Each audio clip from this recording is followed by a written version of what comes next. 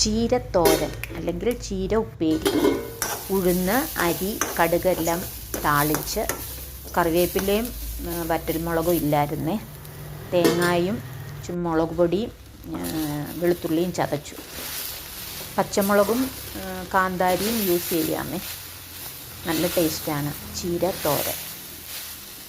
എല്ലാവരും ഒന്ന് പരീക്ഷിച്ച് നോക്കണേ. വെള്ളം ചേർക്കണ്ട കേട്ടോ, ആ ചീരയിലെ വെള്ളം ഇറങ്ങി വെന്തോളും. അപ്പോൾ എനിക്കിന്ന് ചീരത്തോരന്,